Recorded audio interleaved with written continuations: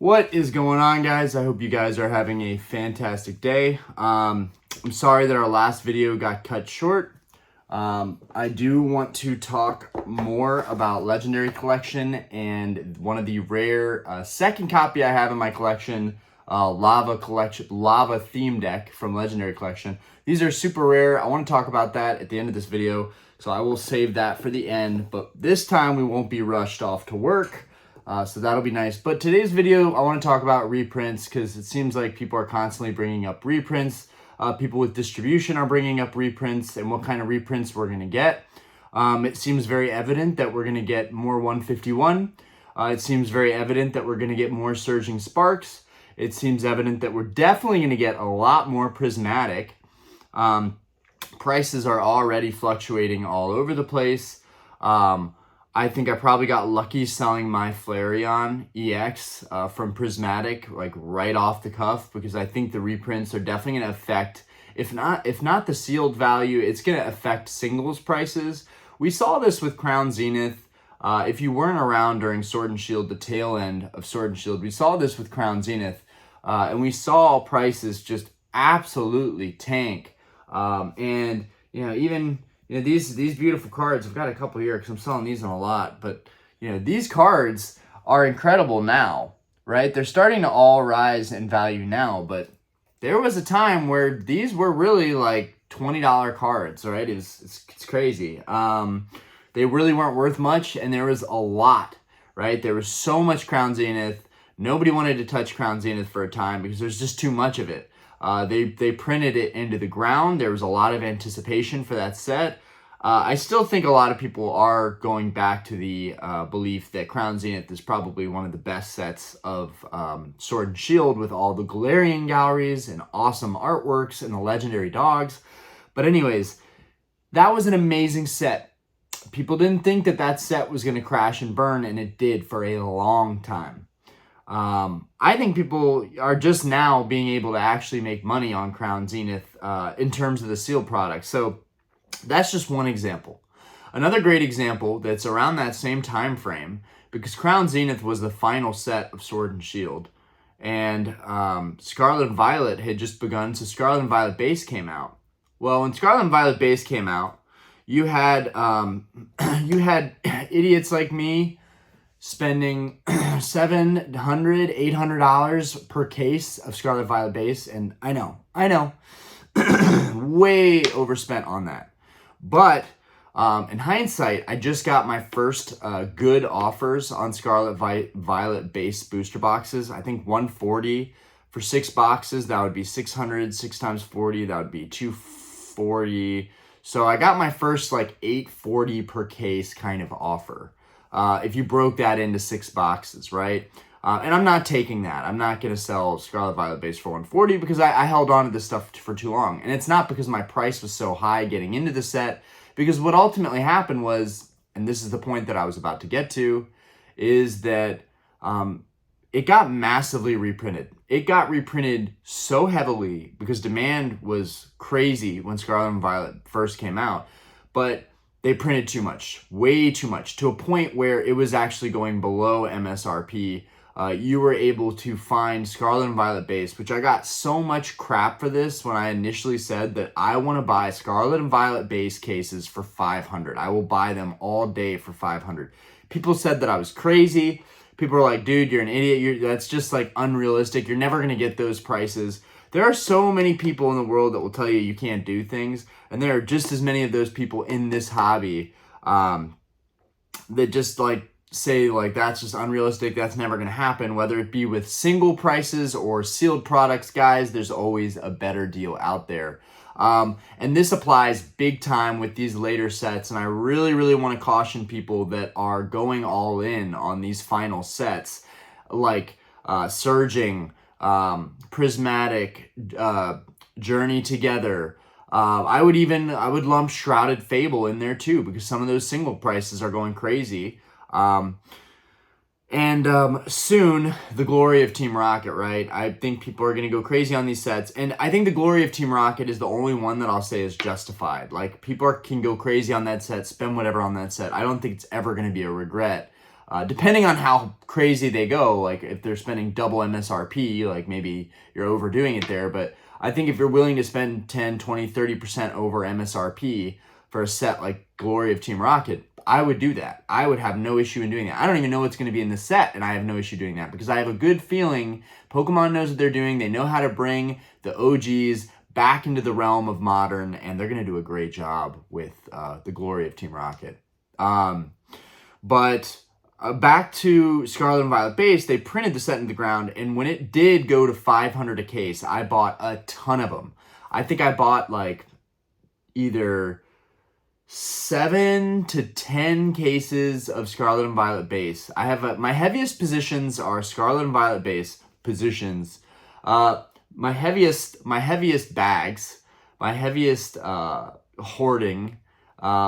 I really don't look at it as investing. I just like to buy the sets. I like to have cases. I like to have abundance. That's what it is for me, is abundance. And when you have abundance, you attract more abundance. So if you have a lot of sealed product, I don't know. It's like putting out in the universe that I'm going to continue beefing up my sealed product, even if I don't believe in the investment strategy of it necessarily. But I believe in the products themselves, and I like to own these boxes. I like to own a piece of Pokemon history. And I guess it's the same thing as investing. But anyways, my biggest positions are Battle Styles and Scarlet Violet base. Battle Styles was just because I saw value that no one else saw. And I just felt like it was super undervalued for the longest time. I mean, 4 years later, it was still the same price on the secondary market. That was just stupid to me. That was an easy indicator that it was a buy. Because it's better than a lot of the other bad sets like Darkness Ablaze or Vivid Voltage. And even Vivid Voltage, I think, gets a bad rap because that fat Pikachu burned people. Back when that came out, people were spending crazy on that. Anyways, back to reprints, because again, my mind, I'm just super tired, guys. Also, a subscriber came by. Yo, shout out to the homie for coming by and seeing me at Starlight. We had a drink. We talked about Pokemon and pop culture, and it was sick. I want to see more of that. Local collectors coming out, hanging out, getting a drink, or not getting a drink. Just come and hang out at the bar, man. Come see me.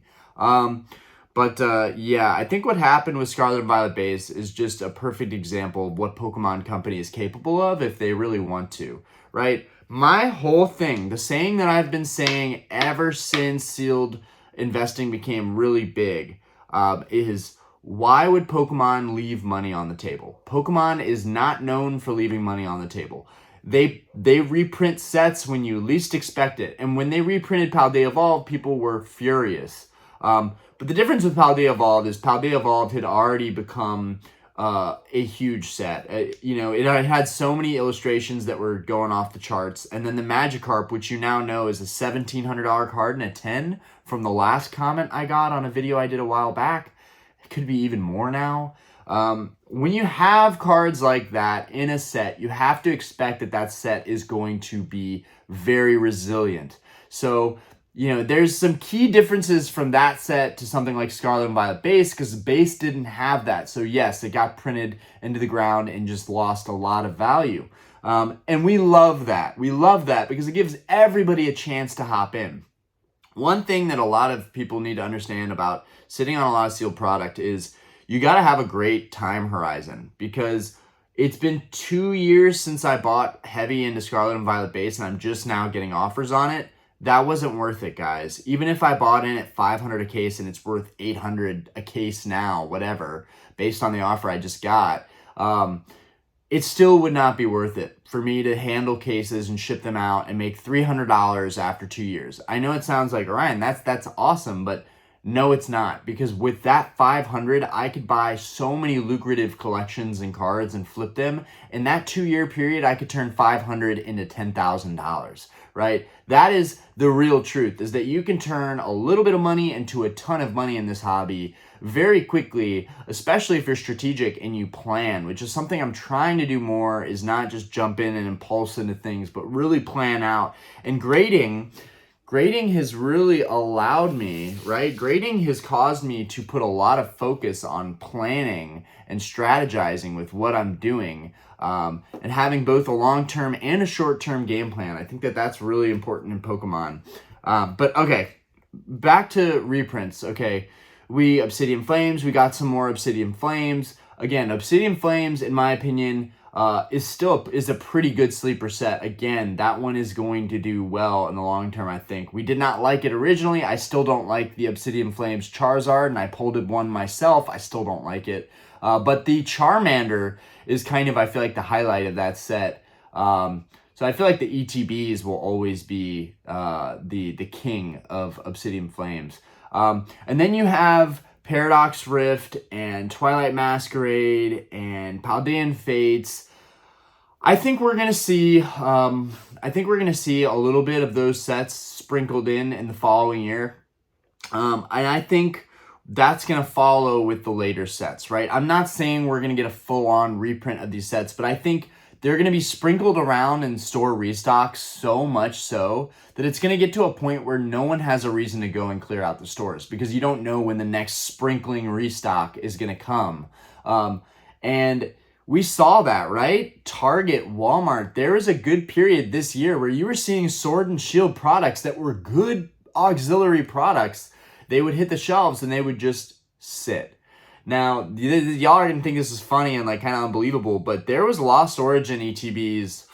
There was Lost Origin ETBs that just sat for a while at my Target. I remember I went there and then like 2 or 3 days later went back and they were all still on the shelf. And I was like, this is crazy. Like during the pandemic, you would never have all of that Lost Origin. And it's incredible to me that we had products sit like that. That was a result of them continuing to sprinkle out products over and over and over again to a point where people are like, there's no end in sight. People are really afraid of reprints short term. And I think that that's a good thing because I think it burns out a lot of newer collectors. They're just like, this was a stupid investment. I'm never going to make money on this. How do I know this? Is because that's how I felt when I was buying into a lot of auxiliary products. It was just like, great, these are just taking up space. They're never going to go up. Their sets are still dropping in the big box stores. That's my biggest gripe and beef with sealed Pokemon card collecting is that, like, one, I can't really even fully enjoy it, right? This stuff is truly unique, right? This is sealed Pokemon card investing at its finest. Looking for something vintage, like a vintage box or a vintage blister pack. It doesn't, like, forget theme decks. Just, like, anything vintage, I think, is like a real sealed investment because it's already been proven. It is older. It's aged like a fine wine. There's a lot of this newer stuff. Stuff's in rotation for like a year past its release. Stuff could be in rotation during the next generation. So you're going to see that stuff sprinkled around the stores. People that get distribution are going to continue to be able to get distribution on those products throughout the end of the year. And I think even if they're not able to get distribution and report on that, I think we're still going to see these products hitting the shelves at big box stores, and people are going to go, damn, remember when Paldean Fates was like so hot and the Bubble Mew just drove people crazy? And that's a stretch, right? Paldean Fates, we might not see big reprints on that. All this, again, is speculation. I want people to keep that in mind when we're throwing around the word reprint. I really don't think many of these sets are gonna have a big impact or difference. And it's because we're in a different time for Pokemon. The market's booming like it's never boomed before, and it's bigger and better than it's ever been before. And I think you have to take that into account when you're thinking of past reprints and how they affected the market and tanked prices of cards and singles. It's a stronger market, and as long as that demand stays, as long as people are sticking with this hobby and they don't it's just a fad, then they're like, this is stupid. I don't know why I started collecting Pokemon cards. And I think we're going to get a lot of those people, quite frankly, that are going to fizzle out. But if the demand stays, you could see a lot of these prices hold even with reprints. But that being said, I want to reiterate, I do think we're going to see reprints that are going to be hitting the big box stores. You're going to see Surging Sparks bundles and booster packs and ETBs. You're going to see Journey Together and Prismatic. You're going to see so much Prismatic, I think. You're going to see a lot of, you're going to see Journey Together. You're going to see the glory of Team Rocket. You're going to see a lot of that. A year down the line, when we are in a new era, you're going to still see these sets hitting the shelves because they can. because Pokemon can, and they have the power and they have the printing capability. There's no reason for them to leave money on the table. So I always say that. That being said, whether you're an investor or a collector, I think as long as you have a reputable source, a credible source where you're getting your booster boxes, a lot of the resellers online are great. You know, there's a lot of big names that you can buy from and trust. And as long as you're getting your boxes from that source or you're getting cases from that source, I don't think you have anything to worry about. I think that there is a little bit of a premium if you're buying by the case. I've seen that with my own sales. People want the cases more than they want the booster boxes. So important to keep in mind that you do want to buy by the case if possible. And I think it also has to do with tampering. People want to know that it's boxes sealed in a case, untouched. People like that, right? What else? But I think people that are collecting and investing in that, I think you're still going to be fine. I don't think this is going to crash the value of anything. I don't even know if we're going to get a crash. People throwing around a crash. I don't know if we're going to get a crash. I've been saying that I think we're going to get a crash, that we're going to get some kind of decent retrace, that the dust has to settle, but the craze continues. One of my boys said they had the craziest show they were at yesterday, and that it was shoulder-to-shoulder people at this show, right? We are seeing record numbers in attendance to conventions. We are seeing record numbers of people joining the YouTube space. We are seeing record numbers with people doing vending. We are seeing, again, with the vending POV videos, we're seeing a lot of that. People that have not been a part of the hobby up until this past year that have all of a sudden become sellers and vendors are blowing up, right? We're seeing such a big movement in this space that, you know, I thought we were seeing in the pandemic, but even the pandemic was really just people stuck at home. This is something entirely unique and different from the pandemic time, because during this time, people can go out, they have lives, they can go do things. There's nothing holding them to doing Pokemon, and yet still people are attracted to the hobby and what it brings to the table. And I gotta admit, it brings a lot to the table. This hobby brings potential investing to the table, right? For a chance for people to grow their income. This hobby brings sustainable collecting to the table, where you're collecting something that 9 times out of 10 in this hobby, most everything is held value or going up. So there are very few things that you're going to lose big on unless you way overpay on it. And even then, in the long term, you'll probably still see some pretty nice little gains on some of the stuff that you are buying into in this hobby. So, and then of course, content creation. This hobby is really unique because it has so much to talk about. It is a vast, never-ending just source of topics and discussions. And that's why I've always loved doing YouTube in terms of Pokemon. It was never that like I wanted to talk about Pokemon every day. It was really that I was talking to Diana about Pokemon stuff every day, and she was getting sick and tired of hearing about it. It got to a point where she was just like, I think it's time for you to make a YouTube or something so you can actually talk to people. Where was that? On the floor. Great. Anyways, guys, let me know what you think about the reprints. Let me know if you think that it's going to blow over. People are just talking it up because they're being hopeful that it's going to really tank some of the pricing. One thing that I do want to go ahead and put out there, whatever happens, I'm still going to try and at least get, I don't really care about investing, but I want to at least get a couple cases if I can of these later sets because I don't have any of them. Stellar Crown, I don't really care about that much. I might not even buy any Stellar Crown, to be honest with you. I probably should anyways. It's good to be diverse in Pokemon, but also there's just some sets that are winner sets. And I've been saying Surging Sparks because of the Latias EX, and I'm grading 3 of them. The Latias EX is just phenomenal to me. I think that card makes the set. I don't care for the Pikachu. I've been saying that. Y'all know I just don't care for Terra Crowns. But yeah, Surging Sparks, that's a set that if it stays if it stays 12, 1300, I don't know if I'm going to ever buy it, right?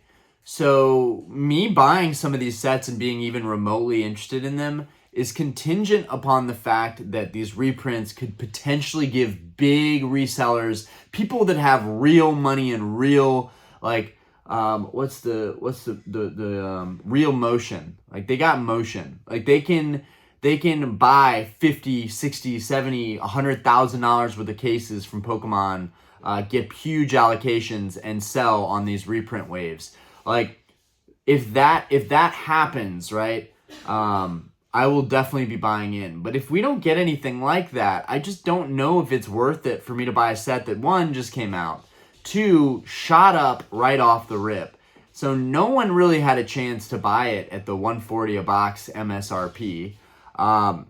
So when we're in a situation like that, I think it's good to be really rational and try not to just justify your spending habits, which is something that I've struggled with for a long time. Justifying really expensive purchases, justifying grail cards, justifying sealed investments like Battle Styles. I was like, it's old, it's undervalued. I was trying to justify why I dumped a ton of money into that set.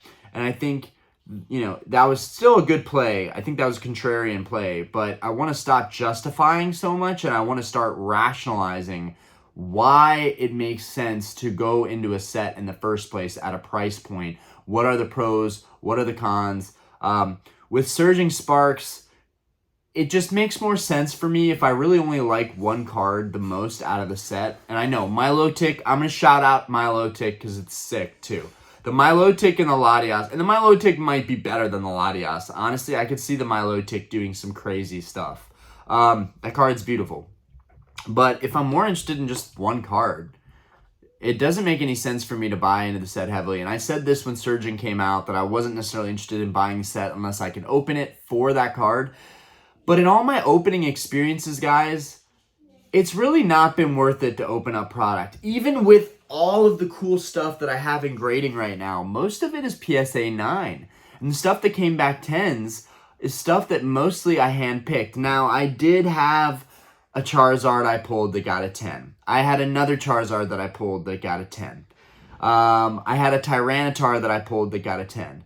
I had some really cool cards that I will forever be sentimental with, that I have an experience that very few people in this hobby have. Very few people get to pull some of their favorite cards, and I'm lucky enough to say that I pulled some of my favorite cards in that era. The Charizard from Brilliant Stars being one of them. I think that gotta shout out Charizard. I think I've done it a couple times before, but getting to pull this card was a really, really big deal to me.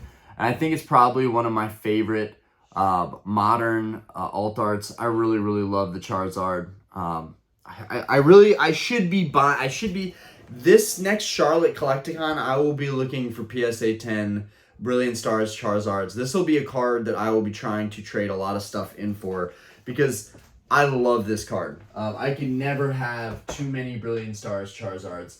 And I think that goes back to the sentimental, the memory of like hunting everywhere in Charlotte for Brilliant Stars packs and opening up, $1,200, $1,300 worth of Brilliant Stars and never pulling anything till the very, very end, till my last pack. I am not kidding you guys. I think we had like 5 packs left or something absurd. We had something absurd, like very few packs left when I pulled that Charizard. So it's kind of like, when you're digging in a mine, most people quit. 99% of people quit right before they strike the gold or strike the diamonds. So that definitely is how it works out with the opening stuff. You cannot give up, but you end up sinking a lot of money into it. But anyways, back to being rational with sets. If Surging Sparks, if I can make a lot of money though, if I can make a lot of money flipping stuff and I can afford to go to a show and buy Surging Sparks a little bit under, the secondary market pricing, like instead of $1,300 on eBay, because of fees, maybe I can argue, hey, $1,200 or $1,150 or $1,125 is just as good as getting $1,300 on eBay. I will gladly give you $1,125 for a case of Surging Sparks, whatever. or work a partial trade. Hey, I'll do 1,000, so you make 100 right off the bat on there, and then I'll trade you a graded card that I basically got for nothing and graded and got a good grade on it, right? There's other ways I think I can like move myself into some of these sets without having to have distribution or relying on reprints. There's definitely other strategies that I think a lot of people can utilize to get their hands on these sets without having to drop the full sticker secondary market price. My tummy is getting very hungry right now. I'm getting very upset right now. I'm getting hungry. My train of thought is shifting drastically. Okay, moving away from Surging Sparks.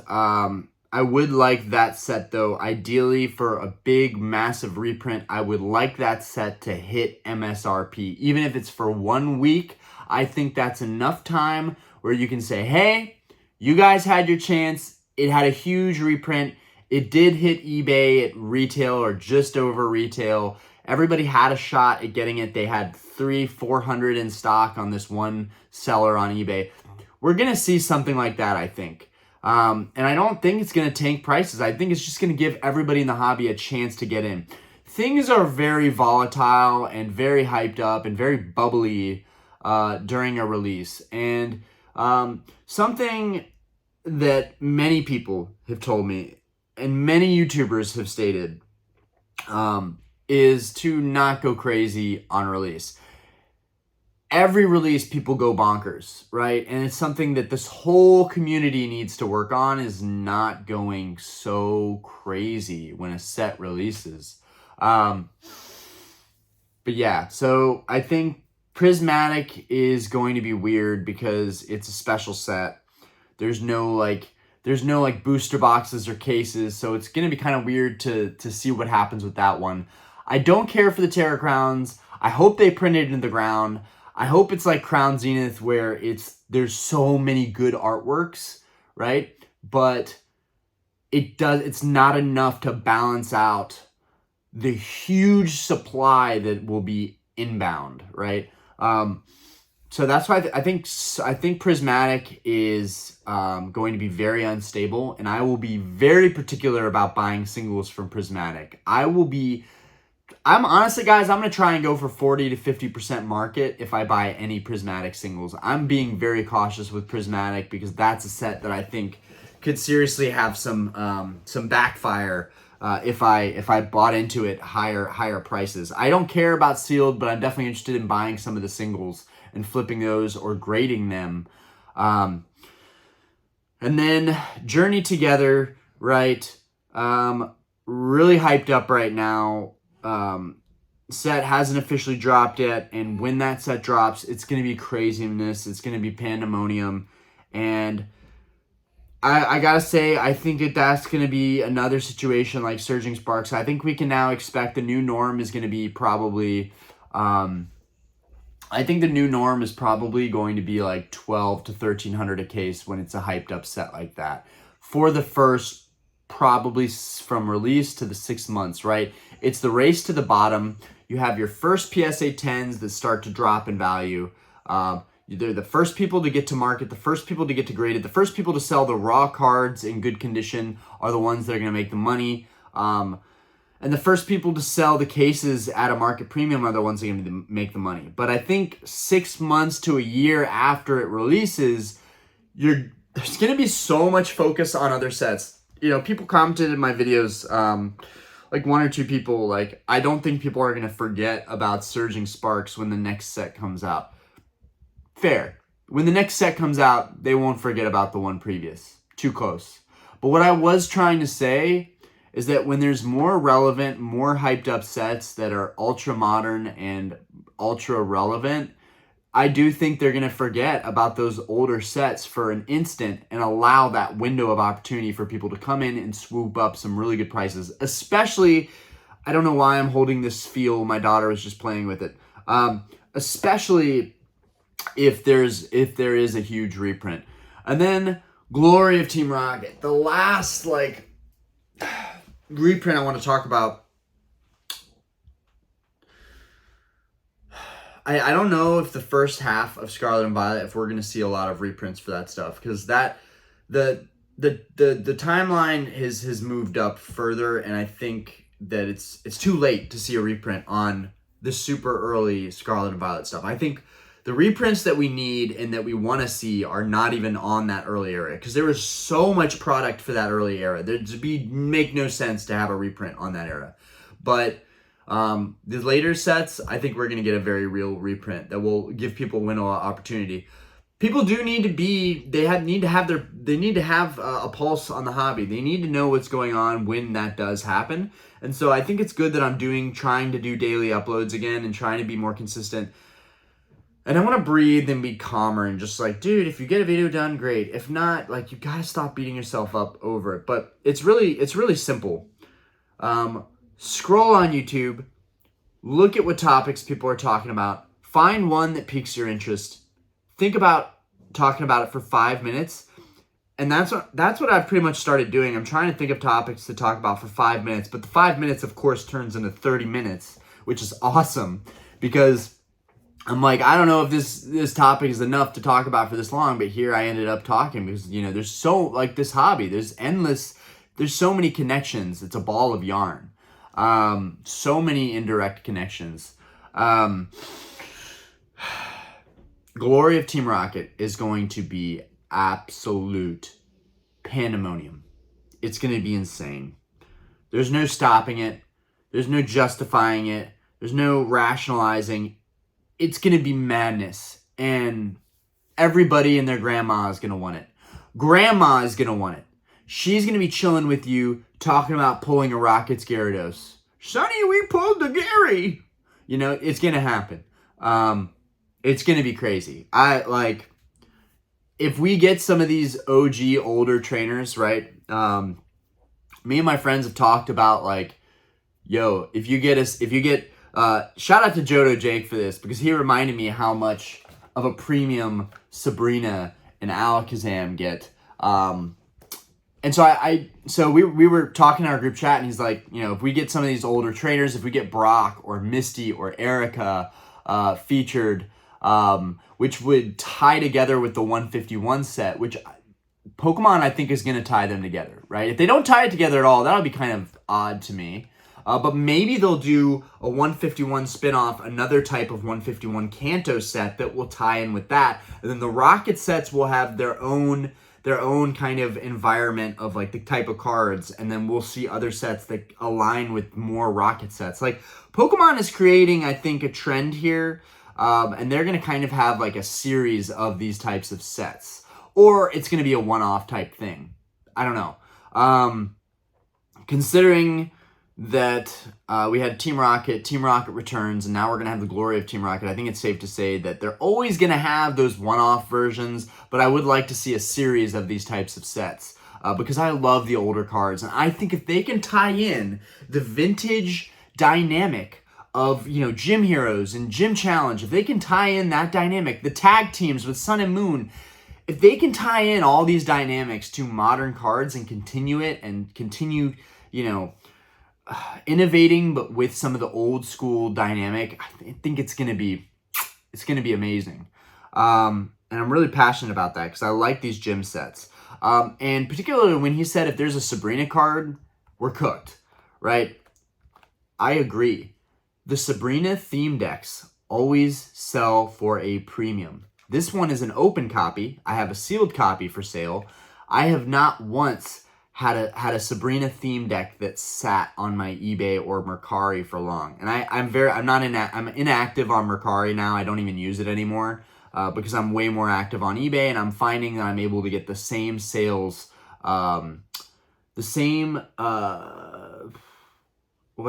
sales performance on eBay, especially with theme decks, which I'm shocked by because there's a lot of theme decks on eBay, but if you have really clean, good condition ones, you'll outperform the rest of the market, which is what I consistently am able to do. And people are like, how are you able to sell that deck for that much? Because I know what I'm doing. I look for the best of the best quality, and I'm able to fetch premiums on pretty much everything if I explain why I think it should fetch a premium. Anyways, that being said, Sabrina stuff always does really well. Alakazam, if we got some kind of like Rockets or Sabrina Alakazam in future sets, that would be fire. We got the Alakazam with the Sabrina deck. I'm sorry, guys. I've started liking these little toys. You know what's funny? We actually had quite a few Alakazam-based decks. You had that Sabrina deck, and you had the Echo deck, which I think really goes well with this Alakazam because he's orange. This is kind of sick together. That's what I should do for the theme decks. I should put the Pokemon in the theme deck pictures. The toys I should put with the theme decks. Anyways, eBay ideas. Anyways, guys, we had our rant. Oh, God, and I know we're way over, but I'm going to do it. We're going to talk about the Legendary Collection theme decks while we have a couple more minutes of your time. If you guys want to stick around, I appreciate it. So these are very special, right? So Legendary Collection was kind of, in my opinion, a slept-on set when it came out. I think a lot of people looked at the Firework Hollow pattern and just thought it was kind of cheesy, kind of fake looking, just thought the cards looked fake. Maybe I'm completely wrong on that assumption. For me, as a kid, when I saw cards that had the Firework Hollow on it, I didn't think it was amazing. I was like, are these even real Pokemon cards? Because they didn't have the regular Hollow, and it was something that I just wasn't well versed on. So I think a lot of people had that same mentality, and kids just didn't care about Legendary Collection. And they wanted the traditional Hollows. So a lot of those got damaged, lost in time, and now Legendary Collection, the population of those cards is super, super low. Every single Legendary Collection Reverse Hollow has value. Every single one has like insane value, honestly, especially if you could grade it and get a high grade like a PSA 9 or PSA 10, you could see a really big premium on stuff like the Legendary Collection cards. So let's talk about the Lava deck because I really want to highlight this deck on this channel. So the Lava deck, okay? Features Charizard on the front, absolutely fantastic. My favorite deck probably of all time. And then you've got the back here. It shows you there is a non-hollow Charizard right there. This is the single only way to get a non-hollow Charizard. The only way to get it is from this deck right here. Now, I'm a huge Charizard fanboy. There is a good chance, honestly, down the road, if I'm doing well enough, that I will actually maybe open up one of these and see what kind of reverse hollow is inside, as well as try and grade the non-hollow Legendary Collection Charizard. It is very low pop. It is very expensive in a PSA 10. I want to say that it's anywhere from $5,000 to $10,000 for a non-hollow Charizard. And you know, at first I was kind of annoyed that it was non-hollow. I'm like, why couldn't they just give us a hollow Charizard in this deck, and then it would be sick. If they gave us a regular hollow in this deck, it would never be available to me today. These would be gone. No one wants these because of the non-hollow. They discount the value of the non-hollow, in my opinion, and they go for a lot of money. These roughly go for $2,000 to $3,000. I picked up this copy, which I've now since has one single flaw.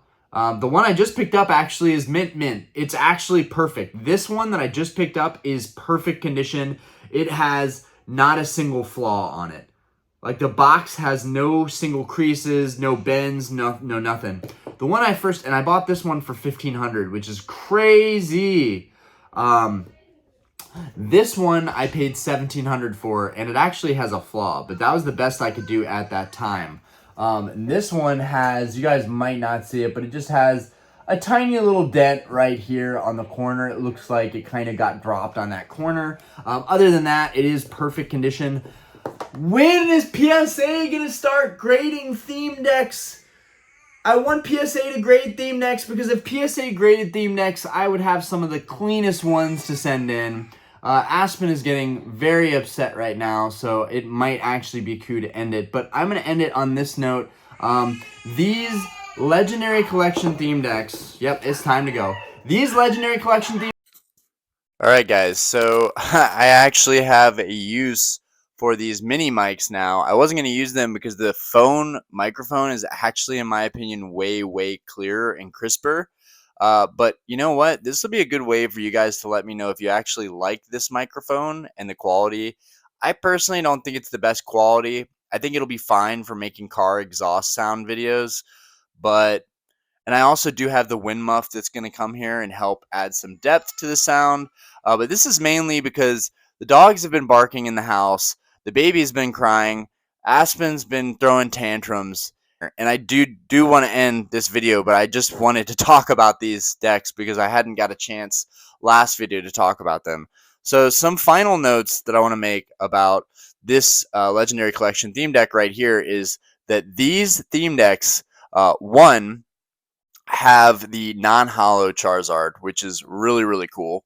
Potential to grade that, so there's value there. Then there's Legendary Collection commons, uncommons. Just Legendary Collection everything is worth something.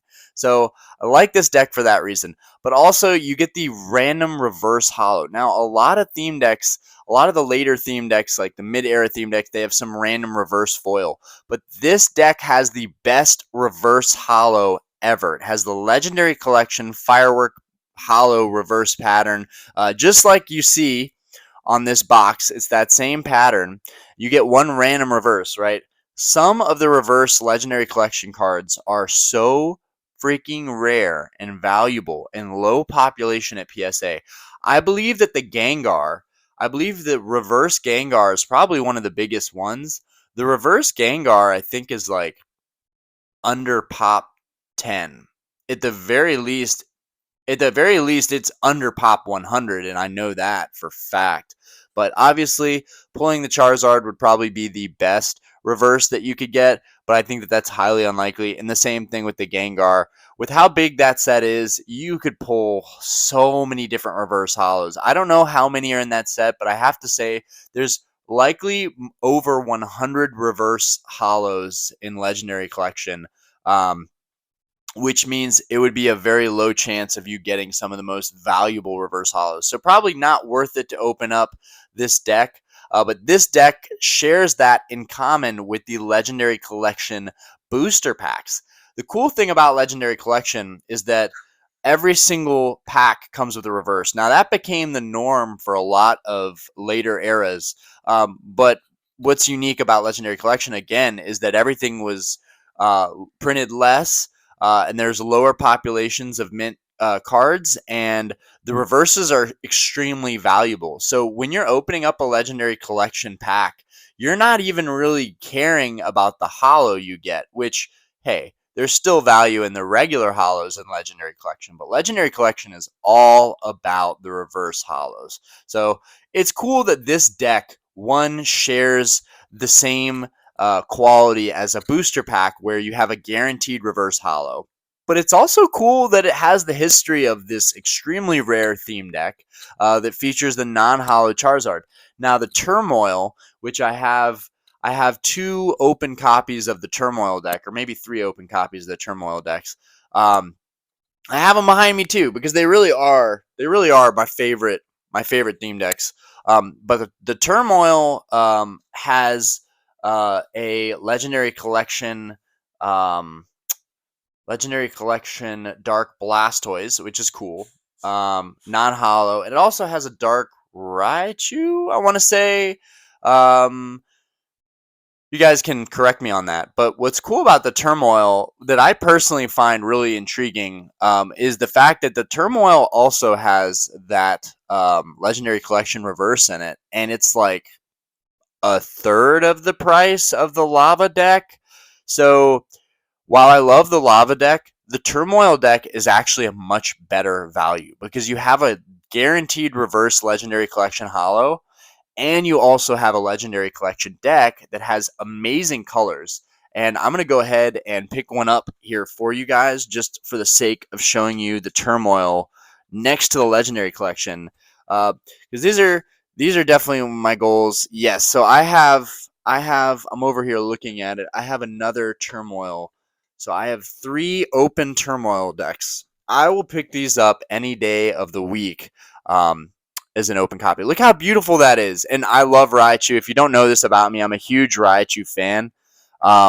Look how freaking amazing that looks. So, all right, I'm gonna set my mic down for a second, but I'm gonna put these two together so you guys can see them, and I'm excited to see how this audio ends up sounding near the end of the video.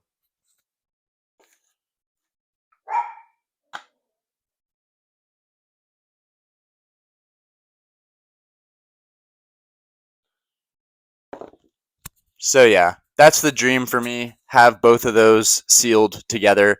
And then from there have more and more copies. I love theme decks. I love this market because nobody cares about it, and continually nobody tends to care about it. And there's always deals on it. Like there's always deals on theme decks. You can always win in the theme deck market.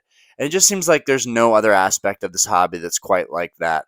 Um, with sealed or open copy collecting, it just there's so many cool aspects to theme decks. And then you can even buy the open copies with a holo, like this open Sabrina deck that I have right here. And the holo is flawless, and you could grade it, right? And the Sabrina's Alakazam in a PSA 10 would be worth way, way more than this box. I got this box for $80, right? That Sabrina's Alakazam, probably even in a PSA 9, is worth more than $80, I would think, especially like a freshly graded copy. But anyways, guys, I'm going to let you guys go. Let me know if you actually like this little mic and like the audio output. But anyways, guys, I appreciate you, and stay tuned for the next one.